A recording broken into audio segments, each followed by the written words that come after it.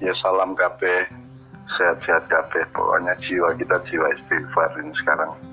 Dunia kan hanya ora penting-penting amat lah. Urip mati barang janda ora penting. Sing penting kue oke ora karo Gusti Allah kan gitu. Maka itu tidak ada di dalam peradaban kita sekarang, tidak ada. Semua kan tidak semua kan ngurusin stasiun dan pasar kaget saja, tapi tidak mengurusi sangkan paran, tidak mengurusi nasib yang sebenarnya dari makhluk Tuhan. Jadi nek soal-soal begitu saya sangat awam sebenarnya. Paling pertanyaannya, kita ukur benar sekarang tingkat kehancuran yang ditimbulkan oleh corona ini sampai seberapa?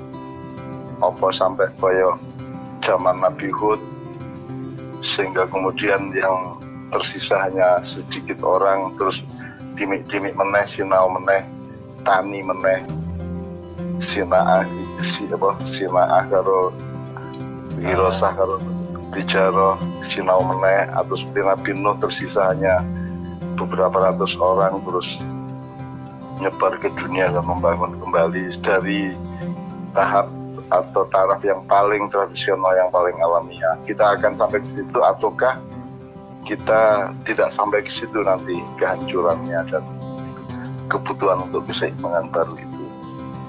Karena janjane nek kudune nek ndelok le pintere wong saiki, hebate pemerintah, teknologi, dokter, farmasi dan semuanya itu kudune kan tidak terlalu sukar untuk melawan corona ini. Kudune kan itu kan soal wis ngerti kok corona piye, masa inkubasi ini sepiro, cara penyebarannya piye kan sudah ngerti kabeh. Antisipasi menuju keseimbangan baru tadi itu ya hanya bisa kita lakukan di kalangan rakyat saja intensifnya. Ya aku ini ngenyang ben orang nganti banget le hancur kan gitu kan. Ngenyang supaya yang Sabra mungkin tidak setuju karena kan kalau view saya kan view keajaiban. Keajaiban itu artinya keajaiban sesuatu yang kita belum tahu dan sesuatu yang kita tidak bisa. Tetapi kan kita sangat akrab dengan itu sehari-hari dalam kehidupan kita, sejak jadi janin sampai lahir bayi sampai jadi wong gede kan kita akrab dengan yang disebut keajaiban itu. Nah, keajaiban itu gaib lah, alam gaib ya. Alam gaib itu kan sebenarnya kan bukan memedi, bukan leluhur, bukan virus, bukan. Alam gaib itu adalah segala sesuatu yang tidak kita ketahui secara tepat, sehingga kita juga tidak bersikap atau mengantisipasi secara tepat juga. Jadi mungkin bagianku pancen yo mengenyang iki yo saele-ele menungsa iki sing apike juga, apa menewang Indonesia apik-apik kabeh. Tak hitung Allah Akbar sedina iki ping 5 miliar sa Indonesia luwe. Ya mosok Gusti Allah orang nulungi kan gitu. Kalau soal perubahan yang akan harus terjadi kan nek perasaanku kan tidak akan mendasar juga. Ya paling ya muteri ekonomi piye, muteri atine wong piye, tapi kan tidak mendasar, tidak sampai ke soal piye perjanjane sangkan parane kowe karo sing gawe kowe susuke piye, kan kita ini kan muter-muter aja. Jadi dari peradaban mau Renaissance, mau pasca Hud, pasca Lut, pasca Soleh, Nabi Su'eb, kan kita muter-muter aja manusia itu dari kekonyolan ke kemanjaan ke gumunan saat itu kan. Dan gumulannya kan kayak gumulannya kan terus-menerus juga. Jadi kita tuh tidak berubah sebagai manusia, yang berubah adalah dia dipaksa untuk berputar secara berbeda, untuk berdialektika secara berbeda secara keduniaan, tapi di wilayah-wilayah yang sejati, yang di wilayah yang memang Jawa jenenge sangkan paran lebih mau ya tidak akan ada perubahan apa-apa menurut saya.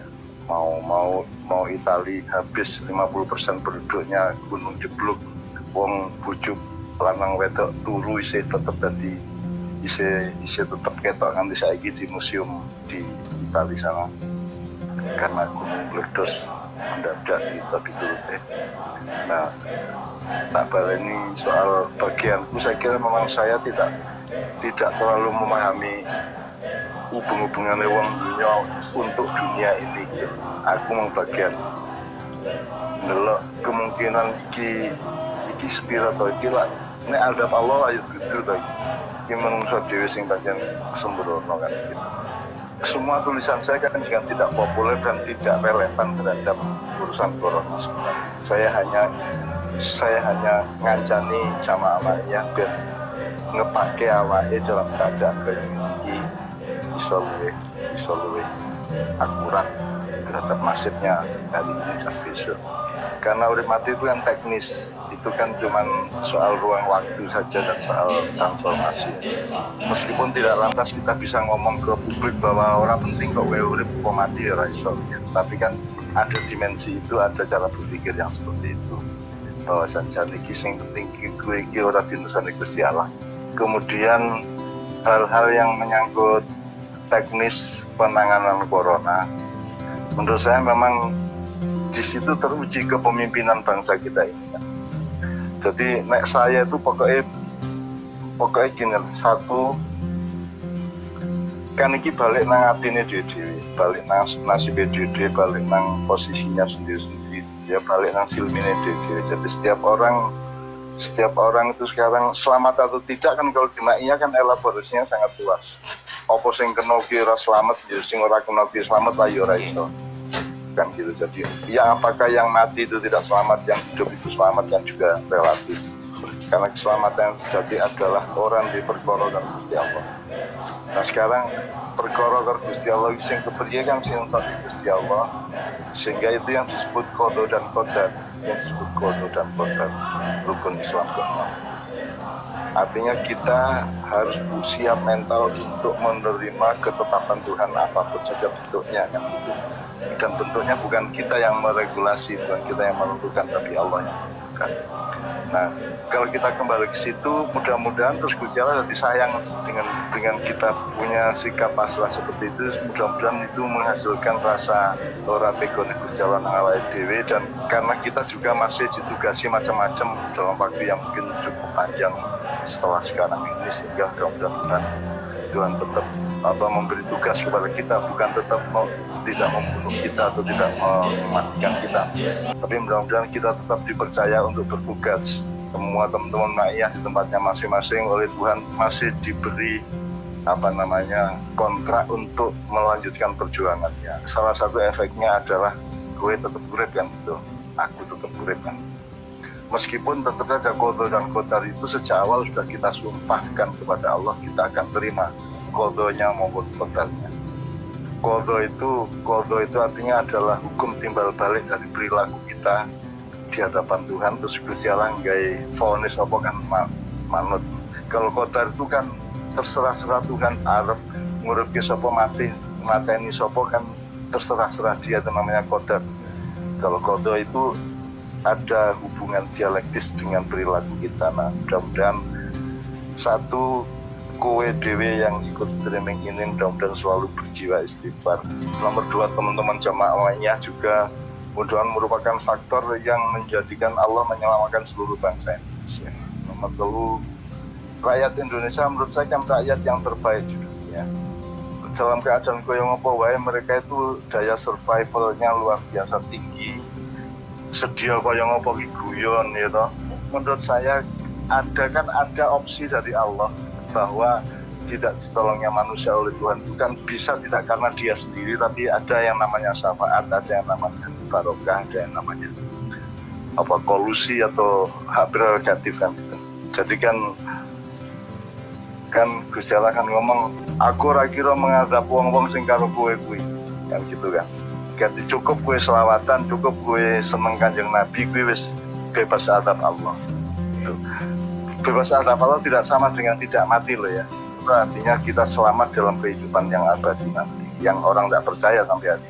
Nek prasaku ya. Sejauh ini ya. Ora kok itu ora kaya sing kok khawatir tiba-tiba. Itu bukan berakhir, tapi itu akan segera mereda.